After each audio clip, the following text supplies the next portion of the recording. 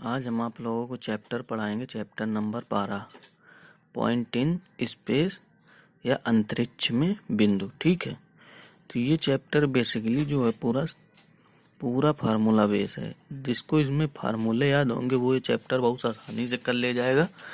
और ये मान के चलो कि तुम्हारे पूरे सिलेबस का ये सबसे सरल चैप्टर है। पूरे सिलेबस का सबसे सरल चैप्टर। अब इधर जितनी भी 3D आएगी ये बहुत सरल है। इसमें ज़्यादा मेहनत नहीं करनी होती, ना इसमें सवाल कंफ्यूजन करने वाले होते हैं। इसमें सवाल बिल्कुल इजी, बिल्कुल सरल होते हैं। ठीक है, तो शुरू करते हैं। त्रिविमीय निर्देशांक ज्यामिति, 3 डायमेंशनल ज्योमेट्री। ठीक है, तो चैप्टर 12 है अंतरिक्ष में बिंदु। ठीक, देखो जैसे हम लोग 2D में पढ़ते थे, अगर कोई दो बिंदु दिए जाते थे x1 y1 और x2 y2, तो उनके बीच की दूरी निकालने के लिए क्या करते थे, under root x1 minus x2 का whole square plus y1 minus y2 का होल स्क्वायर।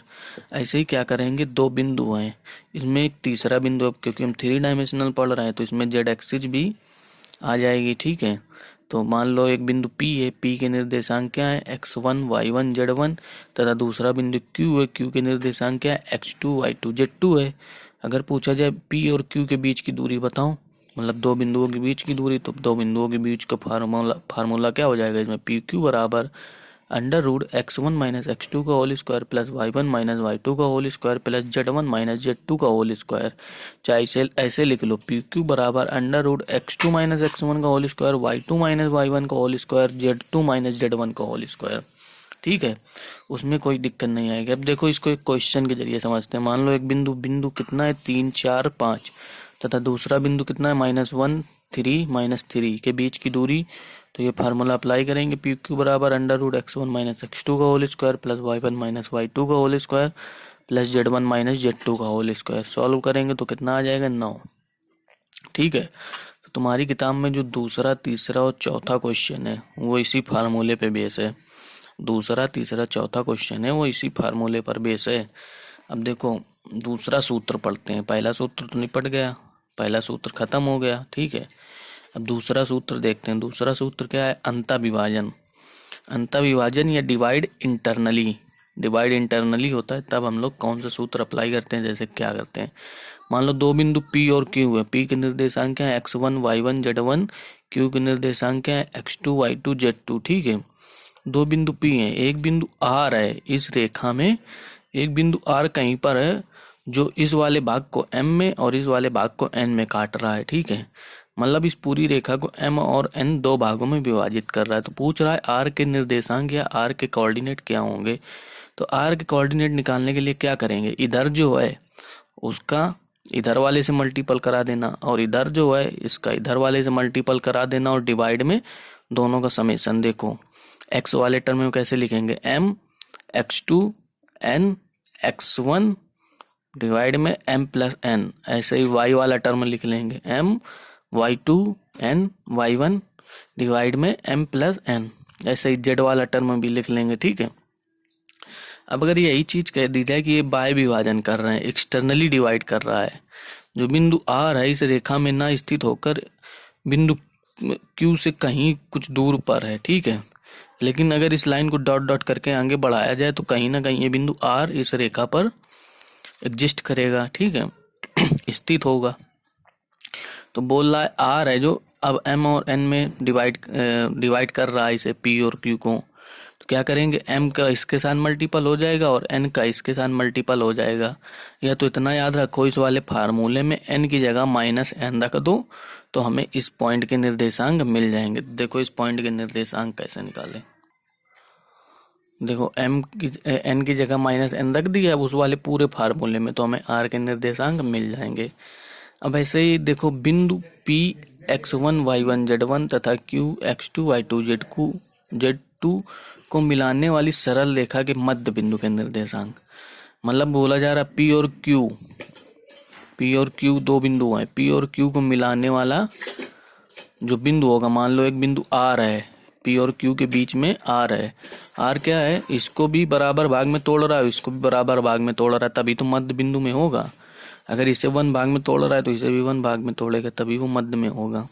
ठीक है, तो वही फार्मूला लगा दो, 1 into x2 1 into x1 upon में 1 प्लस 1 करके मध्य बिंदु के निर्देशांक निकाल सकते हो। तो सीधा लिख दो मध्य बिंदु के निर्देशांक x2 प्लस x1 बटे 2, y2 प्लस y1 बटे 2, z2 प्लस z1 बटे 2। ठीक, अब अगर देखो एक पांचवा फार्मूला क्या है, किसी त्रिभुज के केंद्रक के निर्देशांक जिसके शीर्ष x1 y1 z1 तथा x2 y2 z2 तथा x3 y3 z3 है।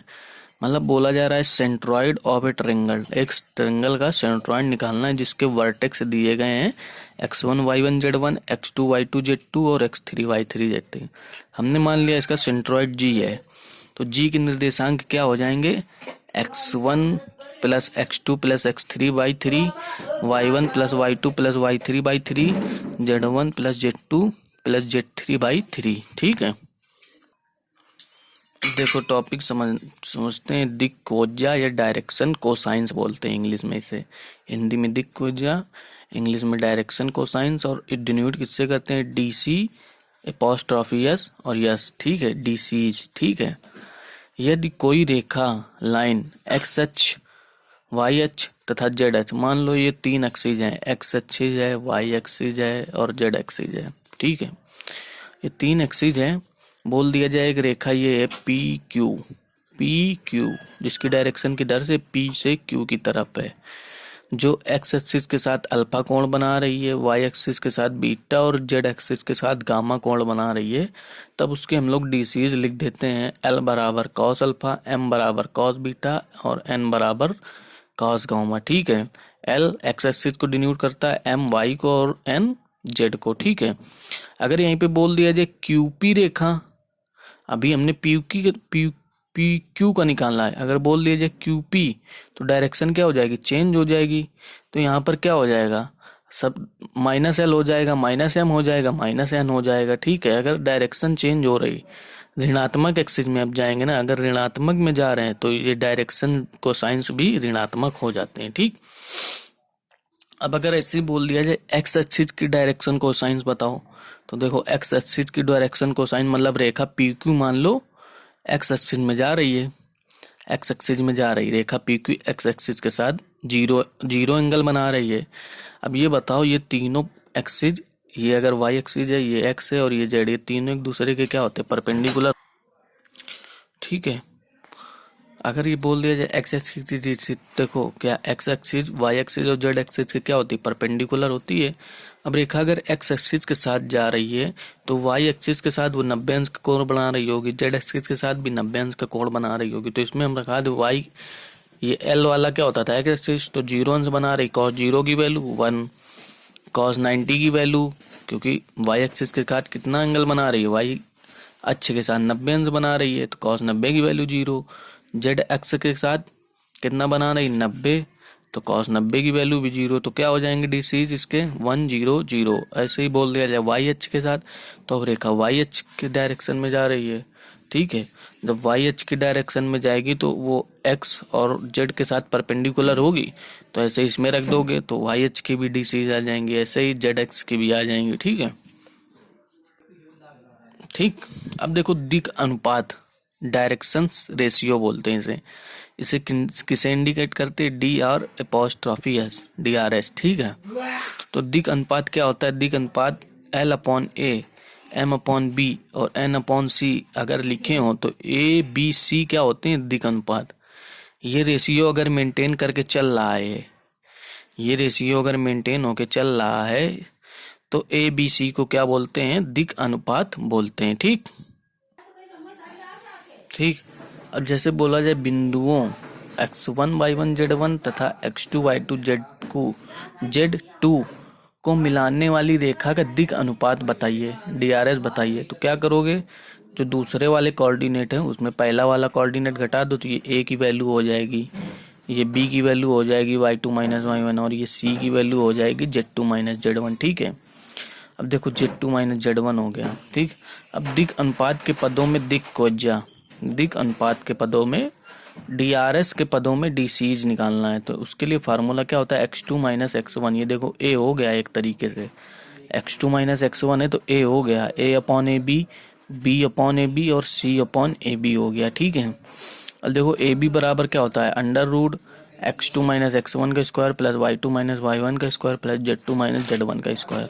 अगर देखा जाए तो x2 माइनस x1 a है, a का स्क्वायर हो जाएगा ये, b का स्क्वायर ये, c का स्क्वायर।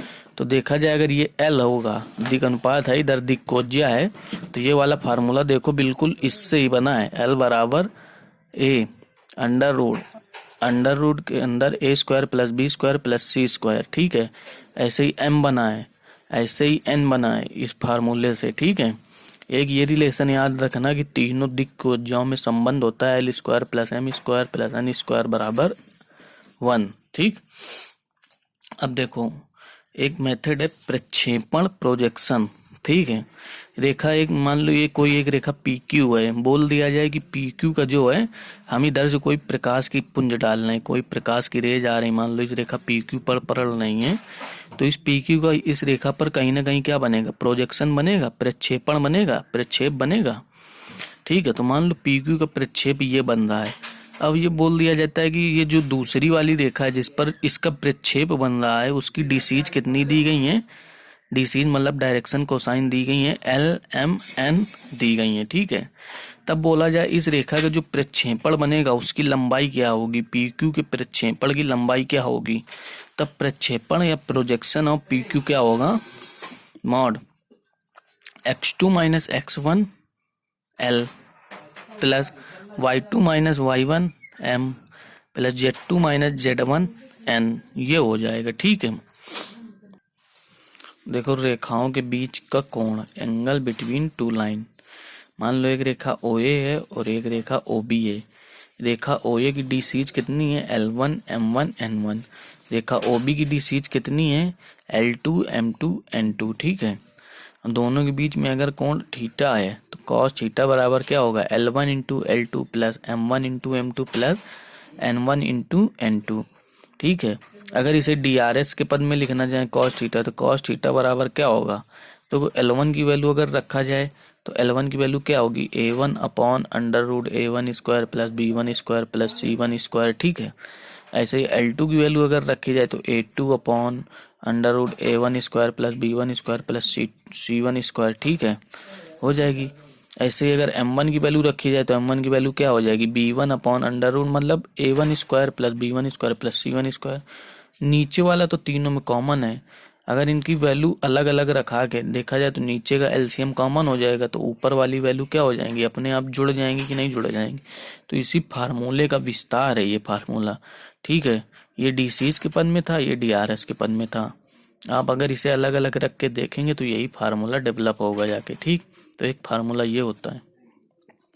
अब देखो कुछ कंडीशन होती हैं, बोला जाए यदि दो रेखाएं लंबवत है, अगर ये OA और AB परपेंडिकुलर हैं एक दूसरे से, 90 अंश का एंगल बना रहे हैं, तब पहली कंडीशन ये होती है L1 into L2 plus M1 into M2 plus N1 into N2 बराबर 0, या A1 into A2 plus B1 into B2 plus C1 into C2 बराबर 0। ठीक, ऐसे ही दूसरी कंडीशन क्या होती है, यदि दोनों रेखाएं समांतर हो, मतलब OA और OB समांतर हो, एक दूसरे के पैरेलल होंगी, तब कंडीशन होगी L1 अपॉन L2 बराबर M1 अपॉन M2 बराबर N1 अपॉन N2। ठीक है, दूसरी कंडीशन क्या होगी, A1 अपॉन A2 बराबर B1 अपॉन B2 बराबर C1 अपॉन C2। तो इस तरीके से तुम्हारा जो पहला चैप्टर है पॉइंट इन स्पेस, अंतरिक्ष में बिंदु, ये पूरा फार्मूला बेस है, पूरा चैप्टर फार्मूला बेस है। अगर आपको ये फार्मूले याद होंगे तभी आप इस चैप्टर को कर पाएंगे, अन्यथा आप इस चैप्टर को कर नहीं पाएंगे। ठीक है, आप इस चैप्टर के क्वेश्चन लगाएंगे, सवाल लगाएंगे, आप जहाँ कहीं भी फंसेंगे हमसे पूछेंगे। ठीक।